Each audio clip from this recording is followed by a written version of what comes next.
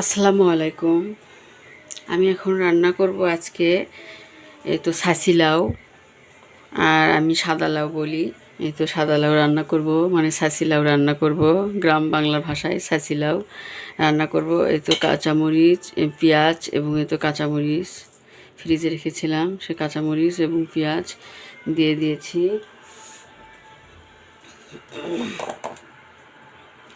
এখন আমি দিব আস্ত জিরা,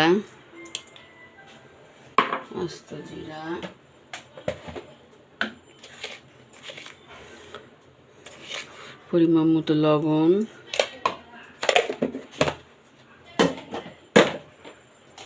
এবং পরিমাণ মতো হলুদ। এই তো হলুদ, পরিমাণ মতো হলুদ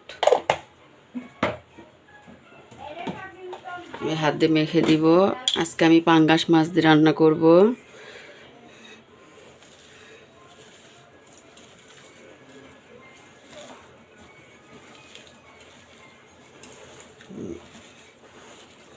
এখন আমি তেল দিয়ে দিব।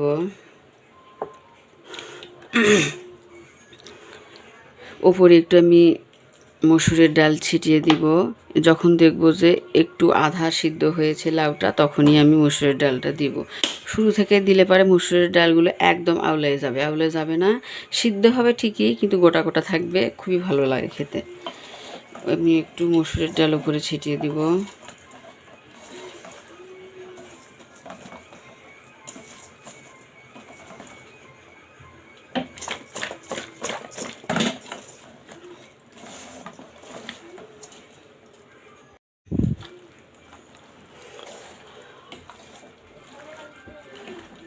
এই তো মাখানো হয়ে গিয়েছে।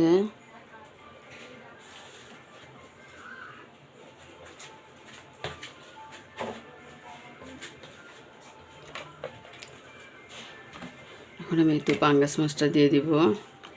তো পাঙ্গাস মাছের ঠোঁটনা এবং এই তো চাকা, কয়েক পিস ছোটো চাকা দিয়েছি, এগুলি দিয়ে আমি এখন রান্না করব।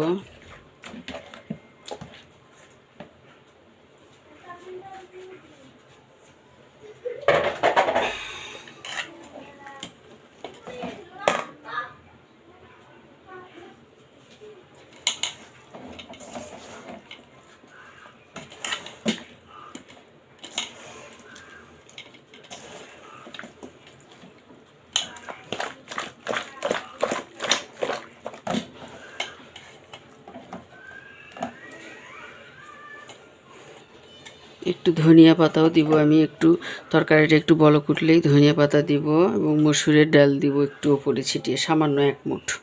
হয়ে গিয়েছে মাখানো। এখন আমি সামান্য একটু পানি দিব, বেশি পানি দেওয়া যাবে না, কারণ এই ছাঁচি লাউয়ের অনেক পানি বের হবে, একটু আগুনে পড়লেই পানি বের হবে, এই জন্য একটু সামান্য পানি দিব। হাত ধুয়ে, তো হাত ধুয়ে একটু পানি দিলাম। এখন চুলাটা আমি অন করে দিব। এই তো চচ্চড়িটা বলক চলে আসছে। এখন আমি চচ্চড়ির ভিতরে মসুরের ডাল দিয়ে দিব। এক মুঠ ডাল আমি খুব সুন্দর করে ধুয়ে রেখেছি। এই তো এই মসুর কালার ডালটা আমি এখন এই চচ্চড়ির ভিতরে দিয়ে দেবো উপরে।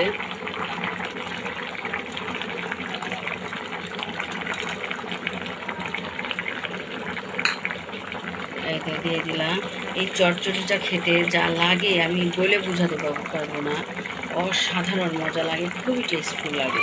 আপনারা একবার এরকম মসুরের ডাল ওপরে ছিটিয়ে দিয়ে চচ্চড়ি খেয়ে দেখবেন, অসাধারণ লাগবে, অসাধারণ। এই তো চচ্চড়িটা আমার হয়ে গিয়েছে। এখন আমি চচ্চড়িটা পরিবেশন করব।